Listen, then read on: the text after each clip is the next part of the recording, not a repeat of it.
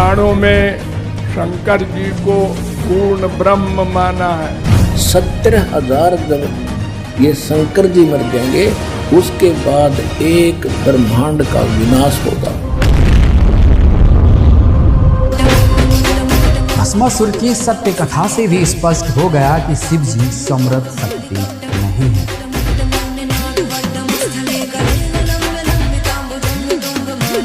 मैं ओम का मंत्र का ओम और ओम नमः शिवाय, ये दो मैं हमेशा इनसे जुड़ी रहती हूँ। इन्हीं का जाप सबसे ज्यादा हुआ है।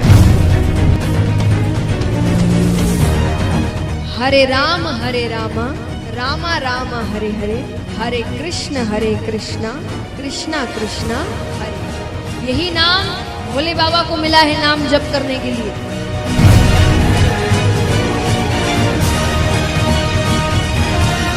देवताओं ने अमृत पिया तो वो क्या बने देव, और शंकर जी ने पिया जहर तो वो बन गए महादेव। तो अमृत से श्रेष्ठ जहर है। अरे कर्मीनो, अरे ज्ञानहीनो कहते हैं परमात्मा। कबीर जी कहते हैं मोती मुक्ता दर्शत नाही, ये जग है सब अंदरे, दिखत के तो नैन सब सुनकर फिरा मोतिया बंदरे। नमस्कार दर्शकों, आज हम बात करेंगे ऐसे आध्यात्मिक विषय पर जिससे संबंधित प्रश्न आपके मन में भी उठा होगा। भगवान शिव, जिन्हें महादेव, नीलकंठ, आदिनाथ, रुद्र और भी अनेक नामों से जाना जाता है, इन्हें हिंदू धर्म में सबसे शक्तिशाली देवताओं में से एक माना जाता है। लेकिन क्या कोई ऐसा भी है जो शिव से भी समर्थ है? इस प्रश्न का उत्तर जानने के लिए एक तरफ हम हिंदू धर्म गुरुओं के विचार सुनेंगे और दूसरी तरफ संत रामपाल जी महाराज जी के विचार सुनेंगे, और फिर शास्त्रों को आधार मानकर निर्णय निकालेंगे कि शिव से भी समर्थ कोई है भी या नहीं, और यदि है तो वो कौन है। तो आइए सबसे पहले सुनते हैं हिंदू धर्म गुरुओं के विचार कि वो शिव जी के विषय में क्या कहते हैं। सब हैं देव, सब ने पिया अमृत तो सब बन गए देव। शंकर जी ने पिया जहर तो शंकर जी बन गए देवाधिदेव महादेव। इसलिए देवताओं ने अमृत पिया तो वो क्या बने देव, और शंकर जी ने पिया जहर तो वो बन गए महादेव। तो अमृत से श्रेष्ठ जहर है। मैं ओम का मंत्र का ओम और ओम नमः शिवाय, ये दो मैं हमेशा इनसे जुड़ी रहती हूँ। इन्हीं का जाप सबसे ज्यादा हुआ है। जाप नहीं तो मन में भी चलता रहता है। तो मेडिटेशन इज प्रॉपर जाप, लाइक प्रोनाउंसिएशन वो साउंड, नहीं तो मेरे मन में भी ये चीज चलती रहेगी कि ओम नमः शिवाय ओम नमः शिवाय। कि मुझे ऐसा लगता है ये बहुत, कि भगवान शंकर सबसे भोले भगवान माने गए हैं। गुस्सा आता है वो बात अलग है जब महाकाल का रूप लेते, अदरवाइज उसके अलावा सबसे शांत भगवान माने गए हैं। हर वक्त समाधि में, हर वक्त खुद मेडिटेशन में ही बैठते हैं, इसलिए उनका नाम सबसे ज्यादा लेने को। भगवान शिव अविनाशी हैं और हमारा मत कहता है कि शंकर जी और भगवान विष्णु जी दोनों एक ही हैं। शंकर जी अर्धनारेश्वर हैं, आधी अम्बा है आधे शिव हैं, इसलिए उनका नाम अर्धनारेश्वर है। वैसे उनमें ही दोनों पूर्ण है, तो उनमें श्रद्धा कहे तो केवल शंकर जी में निष्ठा रखिए।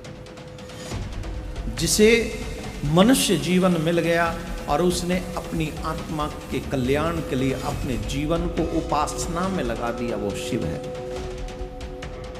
भगवान भूत बावन भोलेनाथ हमारे पिता हैं, माँ पार्वती हमारी माँ हैं, हम सब उनकी संतान हैं। समझ में आ गई बात?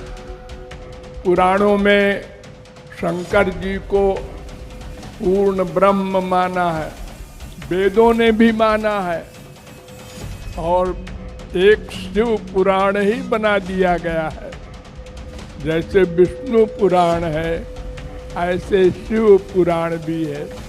देवाधिदेव महादेव शिव जी हैं, तो शिव जी को परम वैष्णव के रूप में माना गया है, परंतु एक प्रकार से शिव जी देवताओं की कैटेगरी में नहीं आते हैं। एक को पकड़ के उसके ऊपर छोड़ दो। जैसे परम वैष्णव आचार्य भगवान शिव हैं, उनके चरण पकड़ लो, उनको क्या करना है वो सर्वज्ञ हैं, उनको क्या सब ज्ञान है। दर्शकों, हिंदू धर्म गुरुओं के दृष्टिकोण से देखा जाए तो अनेक हिंदू धर्म गुरुओं का मानना है कि कोई भी भगवान शिव से अधिक शक्तिशाली नहीं है। वे सर्वोच्च शक्ति का प्रतीक हैं और सभी देवताओं के देवता हैं। वे ब्रह्मांड के रचयिता हैं, पालनहार और संहारक हैं। चलो कुछ समय के लिए इन धर्म गुरुओं द्वारा बताए गए शिव जी के विषय में इन कथनों को सत्य मान लेते हैं, लेकिन उससे पहले कुछ वीडियो और देखते हैं। जो आदमी एक कृष्ण से प्रेम करता है, एक भगवान से प्रेम करता है, वो सफल है। और जो 17 जगह मन लगाता है, कभी इस देवता के पास, कभी इस देवी के पास, कभी यहाँ कभी वहाँ, वो ना घर का ना घाट का। इसलिए एक में मन लगाओ। हमारा कन्हैया जो करेंगे वही करेंगे। अब हमें कहीं किसी के पास जाने की जरूरत, अरे हनुमान चालीसा पढ़ो, शिव चालीसा पढ़ो, दुर्गा चालीसा पढ़ो, ये सब तो ठीक है। सबसे बड़े भगवान, सब उनसे छोटे, सब दास हैं, नौकर हैं। ब्रह्मा विष्णु शंकर कोई हो, सब नौकर चाकर। उनके बराबर भी कोई नहीं है। बड़ा होने की बात तो छोड़ो, श्री कृष्ण अवतारी हैं, स्वयं भगवान कृष्ण, कृष्ण पर तत्व, ये स्वयं भगवान है श्री कृष्ण। जबकि भगवान से कृष्ण आदि भगवान है और उनके तमोगुण से भगवान शिव उत्पन्न होते हैं। हरे राम रामा रामा हरे हरे, हरे कृष्णा कृष्णा कृष्णा हरे हरे। सिर्फ इसी नाम जप से भगवान मिल जाएंगे। और विचार करिए, ये राम नाम, यही नाम भोले बाबा को मिला है नाम जप करने के लिए, और यही नाम हम और आपको मिला है। हमारी इस आत्मा के पति जो हैं वो गोलोकवासी श्री कृष्ण हैं। और फॉर योर का इंफॉर्मेशन माय डियर, इसका मतलब क्रिएटर एक है, हम सबको स्त्री बनाकर भेजा उसने। और इन आत्मा का जो पति है वो श्री कृष्ण है, उसके अलावा कोई नहीं। तो जिस व्यक्ति की जिस इष्ट में जितनी निष्ठा हो जाए, उस व्यक्ति के लिए वही सब परमात्मा है। उसी भगवान में सबके दर्शन करना चाहिए। गुरुजी, मुझे इस चीज का समाधान बता दो कि मैं दुर्गा चालीसा का भी पाठ करती हूँ, मैं दुर्गा चालीसा करती हूँ। आप जो आए सब करत रहा। अब खुदा इस तरह हम का कह देंगे, हमने बता दिया कि आप सब करत रहा। राम राम बोलते हो तो आप राधा माधव ही बोलते हो, और राम राम बोलते हो ना तो जितने देवी देवता भगवत स्वरूप हैं वो सब आप पर प्रसन्न है। आप कौन कह रहे क्या? जब राम जी की कृपा तो सबकी कृपा है, सदा सदा उसकी कुशल मंगल होगी। एक ही है, दूसरा नहीं है, और उसे जो नाम दो तुम, हमें कोई परेशानी नहीं। राम बोलो, कृष्ण बोलो, हरि बोलो, शिव बोलो, काली बोलो, काली उनका अवतार, कृष्ण उनका अवतार, राम उनका अवतार, हमें कोई परेशानी नहीं। दर्शकों, ये वीडियो देखकर आप सोच रहे होंगे इनकी कौन सी वाली बात सत्य मानी जाए, पहले वाली या दूसरे वाली। दर्शकों, इन धर्म गुरुओं के बहुमुखी अज्ञान से आज हिंदू समाज की फिरकी बनी हुई है। इसलिए आज हिंदू धर्म में इतनी विविधता देखने को मिलती है कि आम जन मानस को पता ही नहीं है कि कौन संत सत्य ज्ञान दे रहा है और कौन झूठ बोल रहा है। दर्शकों, आप इस वीडियो को अंत तक देखिए, आप खुद ही सच और झूठ का फैसला कर लेंगे, ऐसा हमारा विश्वास है, क्योंकि अब आप सभी पढ़े लिखे हैं। दर्शकों, सत्य का पता करने के लिए आगे बढ़ते हैं और जानते हैं कौन है शिव से भी समर्थ। आइए देखते हैं ये वीडियो।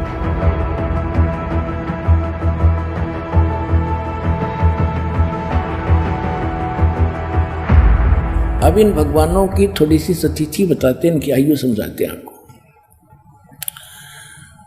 ब्रह्मा जी की आयु से आप परिचित हैं, क्योंकि ये हमारे भांड जो गुरु थे ये इतनी तब बताया करते थे कि ब्रह्मा जी की आयु 100 वर्ष की है। वो अब दास बताएगा वो 100 वर्ष बनते कैसे हैं, उनको तो ये भी ज्ञान नहीं था। जैसे एक चतुर्युग, ब्रह्मा जी का 1008 चतुर्युग का दिन और इतनी ही रात्रि होती है। इसकी उम्र का ऐसे कैलकुलेशन करनी पड़ती है। और एक चतुर्युग, सतयुग, त्रेता, द्वापर, कलयुग, चारों मिलाकर एक चतुर्युग कहलाता है। चतुर्युगी भी कहते हैं इसको। और इसके कुल मिलाकर एक, तो ऐसे 4 युगों का, चतुर्युग का टोटल टाइम कितना होता है? 43,20,000 वर्ष। 43,20,000 वर्ष एक चतुर्युग का। और ऐसे ऐसे 1008 चतुर्युग का ब्रह्मा जी का दिन। और इतनी ही रात्रि। इसको लंप संप 1000 चतुर्युग माना जाता है। हमारे यहाँ वर्ष कैलकुलेट करते हैं अपना यहाँ का मनुष्यों का, ये वैसे वास्तव में 365 सही 1/4 दिन होते इसमें, लेकिन हम अमूमन इसको 365 दिन का ही मानते हैं। इतना समझ लो। वैसे 1008 होते हैं। और इसका आगे ऐसे इनकी आगे भी इसकी डिफाइन किया है कि एक इंद्र का शासनकाल 72 चतुर्युग का होता है और एक ब्रह्मा जी के एक दिन में 14 इंद्रों का शासनकाल पूरा हो जाता है। तो 72 को 14 से गुणा करेंगे तो 1008 चतुर्युग होते। तो लंप सम माना जाता है 1000 चतुर्युग का ब्रह्मा का दिन, इतनी ही रात्रि, ये दोनों मिलाकर समझो एक दिन रात बन गए ब्रह्मा के। ऐसे 30 दिन रात का महीना और 12 महीने का एक वर्ष, ऐसे बने हुए पीरियड से। और ऐसे 100 वर्ष की आयु है ब्रह्मा जी की। ओ तेरे की बताओ, अब हम तो 100 वर्ष हमारे गिन लो, ये कितने समय उसकी तुलना में। अब उसकी कैलकुलेशन ऐसे हटकर हम अन्य देवताओं की कैलकुलेशन नहीं कर सकते। अब ऐसे निकालेंगे, ब्रह्मा जी की आयु ऐसे बने हुए 100 वर्ष की होगी, ठीक है। उसके बाद इसे 7 गुनी विष्णु जी की 700 वर्ष जैसे ये बने हैं वर्ष, और इससे 7 गुना शंकर भगवान की 4900 वर्ष। किससे 7 गुना? विष्णु जी से 7 गुना। और जब ऐसे 7 गुना आयु वाला शंकर मर जाएगा, ऐसे ऐसे 70,000 जब ये शंकर जी मर जाएंगे, उसके बाद एक ब्रह्मांड का विनाश होगा। और इस गीता ज्ञान दाता की मृत्यु होगी। और इतना पीरियड जो होगा 70,000 बार शंकर मरने के बाद, ऐसे जो एक बार ब्रह्मांड का विनाश होगा और इसकी मृत्यु होगी काल की, ज्योति निरंजन की, सरपुरुष की, तो वो होगा युग। किसका? अक्षर पुरुष का युग होगा वो युग। अपना आत्माओं ने वेदों गीता का समझना कोई बालकों का काम नहीं था। गीता अध्याय नंबर 8 के श्लोक नंबर 17 में उसमें लिखा है कि सहस्र युग लिखा है, सहस्र चतुर्युग नहीं लिखा। ये गलती कर रहे हो अनुवाद करते समय, उन्होंने ब्रह्मा जी का वो सिद्ध कर दिया। वो है सहस्र युग ओनली, नोट चतुर्युग। तो 1000 युग का दिन किसका? अक्षर पुरुष का। और इतनी ही रात्रि। तो ऐसे जैसे एक युग, दास ने ये बताया, ऐसा एक युग, ऐसे ऐसे 1000 युग का अक्षर पुरुष का दिन और इतने ही युग की रात्रि। ऐसे 30 दिन रात का इसका महीना, और ऐसे 12 महीने का एक वर्ष, और फिर 100 वर्ष की आयु है उस अक्षर पुरुष की। और फिर भी मृत्यु। गीता अध्याय नंबर 15 के श्लोक नंबर 16 और 17 में 3 पुरुष बताए, सरपुरुष अक्षर पुरुष बताए 16वें श्लोक में 15वें अध्याय के। उसमें कहा कि ये 2 पुरुष प्रसिद्ध हैं, एक सरपुरुष और एक अक्षर पुरुष। ये भी और इनके अंतर्गत जितने प्राणी इनके कमांड में हैं, ये सब नाशवान है। लेकिन जीवात्मा अलग विषय है, वो नहीं मरती। फिर उसके तुरंत बाद कहा 17वें श्लोक में 15वें अध्याय के, उत्तम पुरुष है तू अन्य परमात्मा इति उदाहरते, ये लोग तरम अवश्य विवर्ती अवैश्वर है। वो इन दोनों से कोई अन्य है, वो परमात्मा श्रेष्ठ भगवान उत्तम पुरुषोत्तम, और वही तीनों लोकों में प्रवेश करके सबका धारण पोषण करता है। वो मूल रूपी संसार है, संसार रूपी वृक्ष की मूल है, और वही वास्तव में अविनाशी है, अव्यय ईश्वर है। तो वो कौन है? और इनकी मृत्यु जो इतनी लंबी आयु है अक्षर पुरुष की, फिर भी मृत्यु है, इसलिए इसको अक्षर कहने लगे। अक्षर माने अविनाशी होता है, लेकिन ये अविनाशी नहीं है, लेकिन अविनाशी से कम भी नहीं है। इतनी लंबी उम्र में मरेगा, लेकिन फिर भी मृत्यु है। तो सूक्ष्म वेद में कहा है, एती उम्र बुलंद मुर्गा अंतरे, सतगुरु लगे न कान न बैठे वो संतरे। इतनी लंबी आयु होने के बाद भी मृत्यु होगी, क्योंकि आपको वो तत्वदर्शी संत नहीं मिला जो गीता अध्याय नंबर 4 के श्लोक नंबर 34 में जिसका वो वर्णन है, यजुर्वेद अध्याय नंबर 40 के मंत्र 10 में जिसका कहा कि वो धीरा नाम तत्वदर्शी संत ही सही सही मार्ग बताते हैं, उनसे सुनो। तो वो तत्वदर्शी संत आज विश्व में ये दास है, एक बार को आओ चाहे 100 बार सुन लो। दर्शकों, अभी आपने अपने ब्रह्मांडों के मुख्य मुख्य प्रभुओं की आयु सीमा देखी। इससे स्पष्ट है कि जो प्रभु शिव से भी समर्थ है, उनकी भी मृत्यु होती है। दर्शकों, इसके साथ एक रहस्य और बताते हैं। जब 70,000 शिव भी मर जाते हैं, तब एक ज्योति निरंजन ब्रह्म मरता है। पूर्ण परमात्मा के द्वारा पूर्व निर्धारित किए समय पर एक ब्रह्मांड में महाप्रलय होती है। यह 70,000 शिव की मृत्यु अर्थात एक सदाशिव यानी ज्योति निरंजन की मृत्यु होती है। तब एक युग होता है परब्रह्म का। 100 वर्ष की परब्रह्म की आयु है, फिर परब्रह्म की भी मृत्यु होती है। परब्रह्म के 100 वर्ष पूरे होने के पश्चात एक शंख बजता है। सर्व ब्रह्मांड नष्ट हो जाते हैं,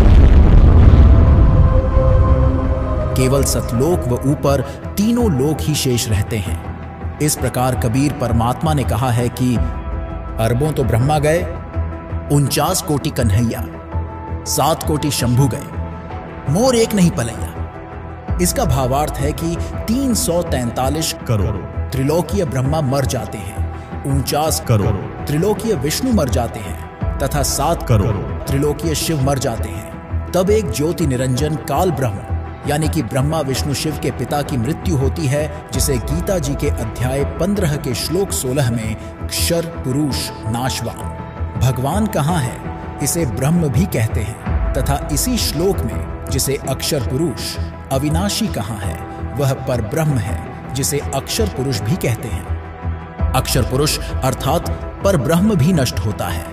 जब काल भी करोड़ समाप्त हो जाएंगे, तब सर्व अंडों अर्थात ब्रह्मांडों का नाश होगा, केवल सतलोक व उससे ऊपर के लोक शेष रहेंगे। दर्शकों, यह रहस्य आज तक संत रामपाल जी महाराज के अलावा कोई बता नहीं पाया है।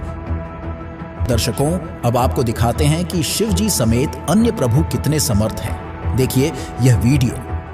अब हम आपको थोड़ा सा इन भगवानों का जो अक्षेत्र दिखाएंगे कि ये कितने प्रभु हैं।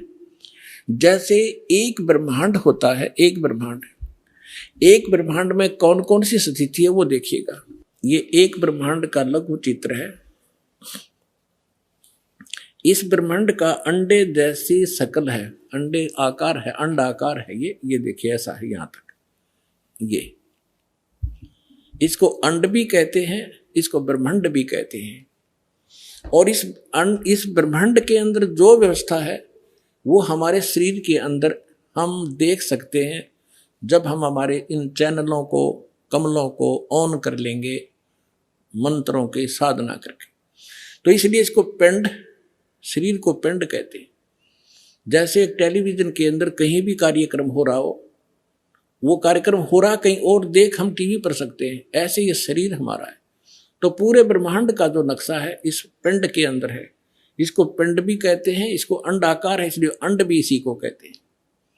अरे राधा स्वामी वाले ये नकली पिंड अलग बताते हैं, अंड अलग बताते हैं, ब्रह्मांड न्यारा क्या पता नहीं इनको। ये देखिएगा, तो ये इस ब्रह्मांड के अंदर क्या क्या व्यवस्था है। नीचे से शुरू करते, ये 5 ये 7 हैं। तल, अतुल, वितल, महातल, अतल, सुतल, रसातल और पाताल लोक। और ये पृथ्वी लोक, ये ब्रह्मा का लोक, ब्रह्मा जी का लोक, विष्णु शिव जी का लोक, विष्णु जी का लोक, और ये स्वर्ग, और ये नरक, ये इंद्र का लोक, ये मानसरोवर, ये धर्मराज का लोक, और ये एक ब्रह्मलोक है इसके अंदर। ये सारा ब्रह्मलोक कहलाता है। इतना ये एक ब्रह्मलोक है। इसमें इसने क्या कर रखा है, नकली सतलोक, ये महाइंद्र काल द्वीप, फिर नकली सतलोक, नकली अलखलोक, और नकली अगमलोक और नकली अनामी लोक की रचना इस काल में करवा रखी। ये दुर्गा जी का लोक, यहां इसने गुप्त स्थान बना रखा है और इस गुप्त स्थान पर कोई नहीं जा सकता इस काल की रजा से बिना। ब्रह्मा विष्णु महेश का पिता है। इसने 3 स्थान बना रखे, एक रजोगुण प्रधान अक्षेत्र, एक तमोगुण प्रधान अक्षेत्र, एक सतोगुण प्रधान अक्षेत्र, जिसमें ये रजो इस ब्रह्मा रूप में ये अपना ऐसा रूप बना लेता है ब्रह्मा जी जैसा, और दुर्गा को ये अपनी पार सावित्री के रूप में रखता है। इन दोनों के संयोग से इस रजोगुण प्रधान क्षेत्र में रहते हुए जो पुत्र उत्पन्न होता है इसकी शकल जैसा हो जाता है, उसको ब्रह्मा नाम दे देता है और वो रजोगुण युक्त हो जाता है। इसी प्रकार ये सतोगुण युक्त स्थान है, इसमें स्वयं विष्णु रूप धारण करता है, दुर्गा को महालक्ष्मी रूप में रखता है। इन दोनों के संयोग से इस सतोगुण प्रधान क्षेत्र में रहने से जो पुत्र उत्पन्न होता है वो सतोगुण युक्त हो जाता है और उसका नाम विष्णु रख देते हैं। इसी प्रकार ये शंकर रूप बना लेता है, दुर्गा को पार्वती रूप में रखता है और इन दोनों के संयोग से तमोगुण प्रधान क्षेत्र में जो पुत्र उत्पन्न होता है वो तमोगुण युक्त हो जाता है। इसलिए रजगुण ब्रह्मा, सतगुण विष्णु और तमगुण शिव जी की उत्पत्ति करके ये फिर नीचे के लोकों का प्रधान बना देता है, इनको एक एक द्वीप दे देता है और ये तीनों भगवान केवल पृथ्वी लोक, स्वर्गलोक और इस पाताल लोक, इन 3 लोकों के ऊपर ही ये प्रभुता रखते हैं इस एक ब्रह्मांड में। बस इतने मालिक हैं, इतने स्वामी हैं। और ये जो ब्रह्म है इनका पिता सरपुरुष, ये केवल 21 ऐसे 21 ब्रह्मांडों का स्वामी है। ये देखिएगा, आप जी ने जो ब्रह्मांड देखा था ये वाला, अब ये समझो ये एक गेंद सी होगी और ये 21 ब्रह्मांड का अक्षेत्र है इस सरपुरुष का। गीता अध्याय नंबर 15 के श्लोक नंबर 16 और 17 वाले में 3 पुरुष हैं। ये सरपुरुष का अक्षेत्र है 21 ब्रह्मांड। ये एक ब्रह्मांड है जिसको गेंद दिखाई देती है आपको, गेंद सी। 5 ब्रह्मांडों को इकट्ठा करके इसने एक महाब्रह्मांड बना रखे है। ऐसे 4 ब्रह्मांडों में 20 महाब्रह्मांडों में 20 ब्रह्मांड रोक रखे हैं। इसके बाद इसने एक ब्रह्मांड जैसा क्षेत्र ये अलग से और है, ये तो लिखने के लिए समझाने के लिए अलग लिखा है। यहां भी इसने एक धोखा कर रखा है, नकली सतलोक, नकली अलखलोक, नकली अगमलोक और नकली अनामी लोक भी 21वें ब्रह्मांड में भी रचना करवा रखी है। ये तपस्शिला जहां बैठकर ये 1 लाख मानव शरीरधारी प्राणियों को खाता है, ये काल ब्रह्मा विष्णु महेश का पिता। और यहां से फिर आगे निकल जाते हैं, परब्रह्म का लोक में जाना होता है। अब देखिएगा इसके बैक में कंप्लीट देखेंगे। अब ये है कंप्लीट सभी ब्रह्मांडों का, असंख्य ब्रह्मांडों का चित्र एक समझने के लिए।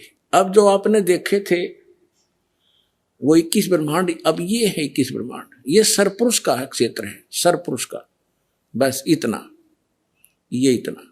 और इसके बाद ये है परब्रह्म कहो, इसको अक्षर पुरुष कहो। इसे नेक्स्ट ब्रह्म जो है ये 7 संख्य ब्रह्मांड, इससे कई गुना बड़ा है। ये अक्षर पुरुष का केवल इतना ही अक्षेत्र है 7 संख्य ब्रह्मांड का, और ये है वो परम अक्षर ब्रह्म। असंख्य ब्रह्मांड का स्वामी ये असंख्य, ये छोटे छोटे दिखे सारे ब्रह्मांड है, सारे अलग अलग से। ये तो थोड़ा सा क्षेत्र इन दोनों का, और इस पूर्ण परमात्मा का असंख्य, इंक्लूडिंग दिस ब्रह्म एंड पर ब्रह्म, सरपुरुष और अक्षर पुरुष इंक्लूडिंग ये परमात्मा सब के ऊपर ओवरऑल कंट्रोल, कुल का मालिक है। ये है वो परम अक्षर ब्रह्म। गीता अध्याय नंबर 8 के श्लोक नंबर 1 में अर्जुन ने प्रश्न किया कि हे भगवान, आपने गीता अध्याय नंबर 7 के श्लोक नंबर 29 में कहा है कि जो व्यक्ति जरा और मरण से छूटने का प्रयत्न ही कर रहे हैं, इस संसार की किसी वस्तु की इच्छा नहीं रखते, वो तत्ब्रह्म को और सारे अध्यात्म को और सभी कर्मों से परिचित हैं। दर्शकों, अभी आपने ब्रह्मा जी, विष्णु जी, महेश जी, दुर्गा जी, क्षर ब्रह्म और अक्षर ब्रह्म की आयु के बारे में जाना। साथ ही संत रामपाल जी महाराज ने ब्रह्मांडों के मानचित्र से आपको समझाया कि ये सभी भगवान कितने कितने लोकों के मालिक हैं, अर्थात इनकी क्या स्थिति है। दर्शकों, इसके साथ आपको इनकी शक्ति के बारे में भी बता देते हैं। ब्रह्मा, विष्णु, महेश अर्थात शिव जी, इन तीनों भाइयों के 4 भुजाएं तथा 16 कलाएं हैं तथा इनकी मां प्रकृति देवी दुर्गा की 8 भुजाएं हैं तथा 64 कलाएं हैं।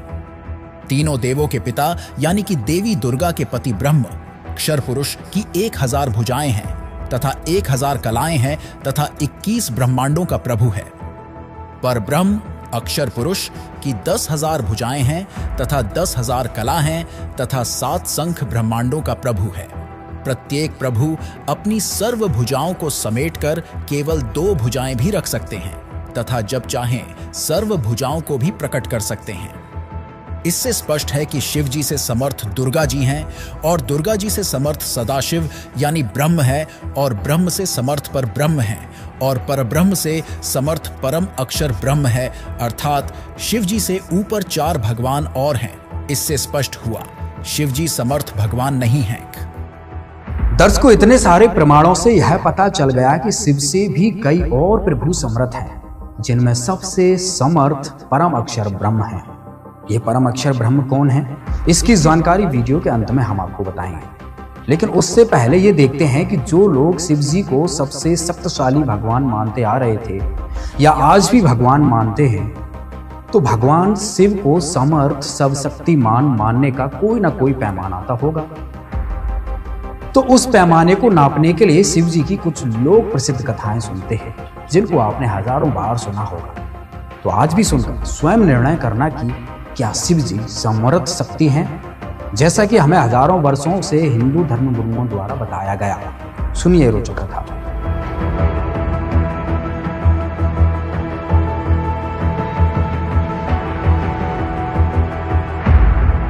आप रोज पढ़ते हो, सुनते भी हो इन ब्राह्मणों से। परमात्मा कह रहे थे, एक भस्मासुर नाम का एक राक्षस था, तपस्वी था।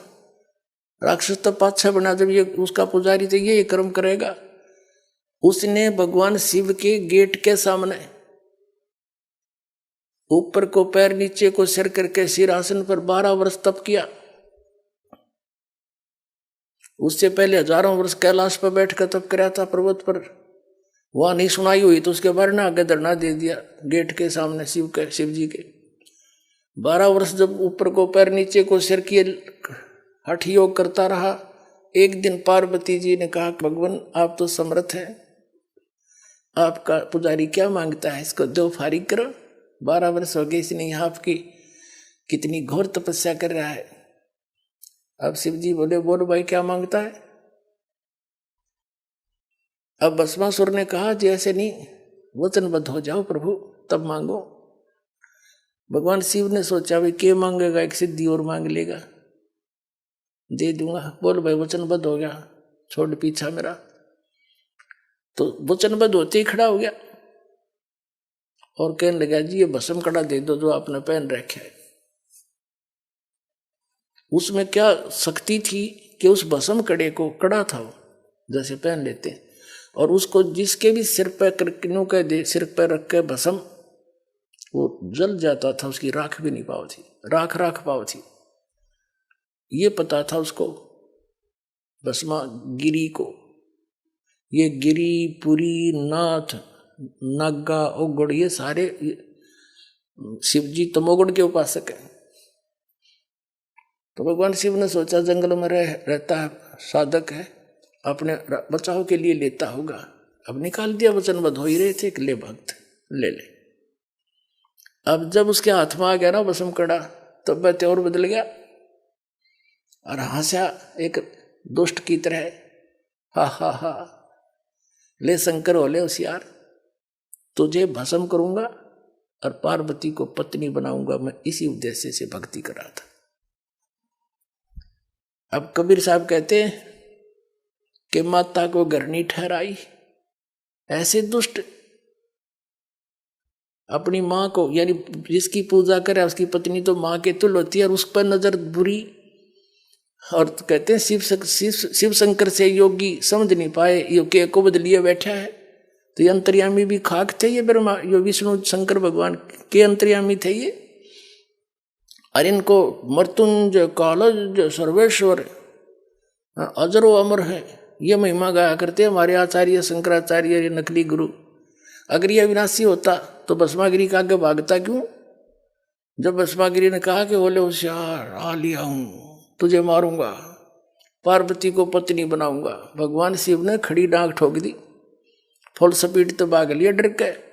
क्यों तो कसाई आ गया, सचमुच इसने तो आंख बदल गया एकदम। आगे आगे भगवान और पीछे पीछे पुजारी 10 सपाट पटया। अब पुण्यात्माओं वो तो आगे जाके भगवान आए, पूर्ण परमात्मा, पार्वती रूप बनाया और खड़ा हो गए। उनसे कहा कि क्यों भाग रहे, आ जाओ। अब वो थोड़ा निकट थोड़े आएंगे शंकर जी, आओ बैठो यहाँ बात करेंगे, मैं भी आपको बहुत चाह रही थी। अब डट गया, अगले में बात बढ़ेगी बस, ठीक है शिव जी ताना नहीं, जब तक मेरे हाथ में कड़ा है 2 बात कर लूँ। पार्वती रूप में भगवान बोले कुछ डांस करके दिखाओ कि मैं बात बने, यानी कुछ प्रसन्न हूं मैं तेरे से। अब भगवान वो भस्मागिरी कहने लगा मैं तपस्वी आदमी, मुझे डांस टूंस तो आता नहीं। पार्वती रूप में भगवान बोले ले मैं सिखाता हूँ तुझे, मैं सिखाती हूँ, इस हाथ को ऐसे कर, इस पैर ना आगे कर, ठू ठू ऐसे कर, ये हाथ और ऊपर कर और ऊपर कर। जो जिसमें वो ले रहा था ना बसम कड़ा, उसके सिर पा लिया ना, जब कह दिया बसम और रिमोट दबा दिया, वो भस्मागिरी की राख होगी, मर गया। फिर विष्णु रूप धारण किया उस परम पिता ने, इनके ये संकट में उस मालिक ने याद करे, और विष्णु रूप धारण करके शिव जी के पास गया कि डट जा भोलेनाथ, क्यों भाग रहे हो। शिव जी कहते हैं भाग ले विष्णु, आ जा जल्दी जल्दी। वो पीछे आने लग रहा है दुष्ट, मेरे से धोखे से उसने वचनबद्ध करके भस्म कड़ा ले लिया, मैंने आपत मोल ले ली। तब कहा विष्णु रूप में परमात्मा ने कि रुक जा, ये तेरा कड़ा ले, और मैंने वो भस्म कर दिया। सचमुच हाँ, चल तेने उसकी राख दिखाऊं। जब उसकी ऐस देख ली ना, राख देख ली शंकर भगवान की, जब दिल की धड़कन ठीक हुई, इतना विनाशी बतावे अजरो अमर थे मृत्युंजय कालज। अब पुण्यात्मा इससे दुष्ट और क्या होगा, अपनी माँ को तो पत्नी बनाने की चेष्टा करे, हर जिसकी पूजा करे उसका दुश्मन बन गया। राक्षस स्वभाव को धारण किए मनुष्यों में नीच दूषित कर्म करने वाले मूर्ख, ये कैटेगरी है इन लोगों की, तीनों गुणों के उपासकों की। दर्शकों, इस भस्मासुर की सत्य कथा से भी स्पष्ट हो गया कि शिव जी समृद्ध शक्ति नहीं है। अब एक सवाल आपको झकझोर रहा होगा, फिर कौन है सबसे समृद्ध परम अक्षर ब्रह्म, जो शिव से भी समृद्ध है, दुर्गा जी से भी समृद्ध है, और शिव जी के पिता यानी सदाशिव से भी समृद्ध है, और पर ब्रह्म जो 7 शंख ब्रह्मांडों का मालिक है उससे भी समृद्ध है। तो वो कौन है, जानने के लिए सुनिए जगत गुरु तत्वदर्शी संत रामपाल जी महाराज के विचार।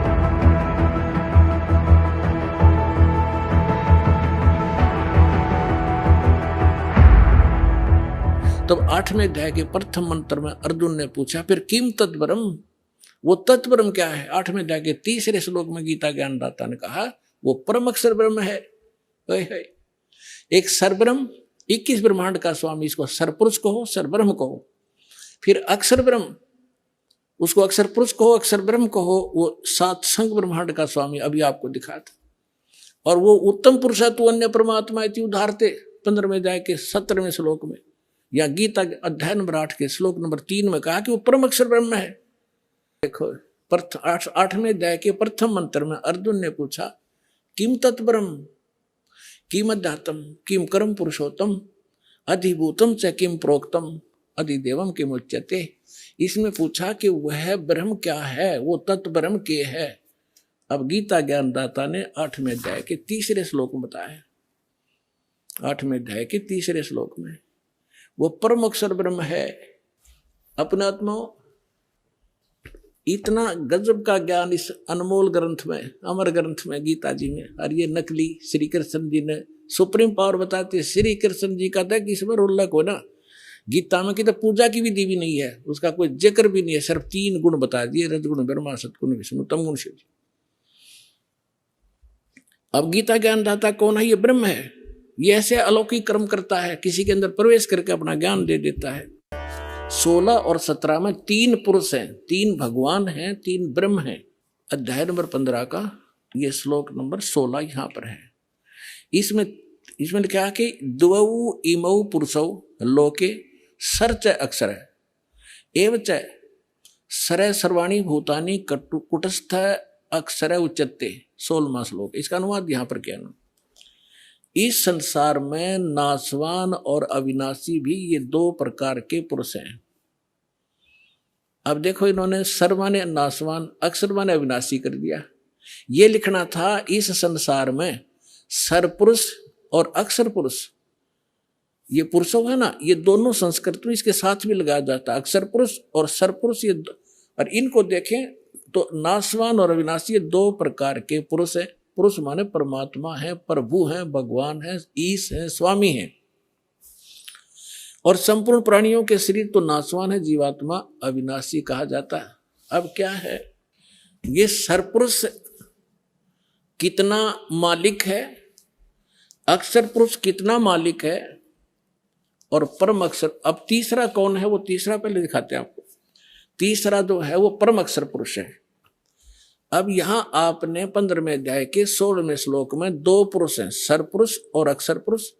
ये दो प्रकार के पुरुष हैं, और इनके अंतर्गत जितने प्राणी हैं वो नाशवान है, और ये स्वयं भी नाशवान है। जीवात्मा तो गधे की भी नहीं मरती, कुत्ते की भी नहीं मरती। अब यहां देखो 15वें अध्याय के 17वें श्लोक में क्या लिखा है कि उत्तम पुरुष है तू अन्य। ये उत्तम पुरुष माने श्रेष्ठ परमात्मा तो इन दोनों से अन्य है, सर पुरुष और अक्षर पुरुष से। सर पुरुष सर और अक्षर, नाशवान और विनाशी, ये दो प्रकार के पुरुष हैं। इसमें लिखा है 17वें श्लोक में 15वें अध्याय के कि उत्तम पुरुष है तू अन्य, परमात्मा इति उद्धारत है, यह लोग तरम आविश्य विवर्ती अवैश्वर है। उत्तम पुरुष तो अन्य ही है, इन दोनों से कोई और है वो श्रेष्ठ भगवान परम अक्षर ब्रह्म। तीसरे नंबर का उत्तम पुरुष तो अन्य ही है जो तीनों लोकों में प्रवेश करके सबका धारण पोषण करता है। अविनाशी परमेश्वर परमात्मा इस प्रकार कहा जाता है। तो उस परमेश्वर ने 600 वर्ष पहले सच्चिदानंद घन ब्रह्म की वाणी में, अपनी कबीर वाणी में क्या लिखा था, अक्षर पुरुष एक पेड़ है, सर पुरुष वाकी डारे, तीनों देवा शाखा है, ये पात रूप संसारे। और वे गीता क्या कहती है 15वें अध्याय का प्रथम मंत्र, कि जो संत इस उल्टे लटके हुए संसार रूपी विभाग वृक्ष के सभी विभाग पत्तों सहित जड़ से लेकर पत्तों तक बता देगा, वो तत्वदर्शी संत है। पहचान बताई है तत्वदर्शी संत की। अब देखिएगा, ये है पूर्ण परमात्मा, ये परम अक्षर ब्रह्म है। ये ऐसे लेंगे, ये है जड़ जो मूल है, ऊर्ध्व मूलम, ये परम अक्षर ब्रह्म है, पूर्ण ब्रह्म परमेश्वर। और ये तना अक्षर पुरुष, ये जो बाहर दिखाई देता है ये तो अक्षर पुरुष है तना, और इससे एक मोटी डार निकली है वो सरपुरुष समझो, सरपुरुष। और ये तीन रजगुण ब्रह्मा सतगुण विष्णु उत्तम गुण शिवजी रूपी ये तीन शाखाएं, और ये पात रूप संसार है। ये पात रूप हम हैं आगे, और मूल कौन है, ये स्वयं है परमात्मा, ये स्वयं है परमात्मा। ये देखिएगा, ये कौन है, ये कबीर साहिब है, पूर्ण ब्रह्म कबीर साहिब परम अक्षर ब्रह्म। ये सारे संसार के आधार हैं, ये सब के धारण पोषण करने वाले हैं। जैसे वृक्ष की, जैसे संसार रूपी वृक्ष की जो परवरिश होती है वो जड़ से होती है। देखो पुण्यात्माओं, डेफिनेशन ऑफ गॉड भी आज तक हमें प्राप्त नहीं बता सके हमारे नकली गुरु। ईश ये सरपुरुष है, ईश्वर ये अक्षर पुरुष है, और परमेश्वर इन सब से उत्तम परमेश्वर वो सच्चिदानंद घन ब्रह्म, वो परम अक्षर ब्रह्म है।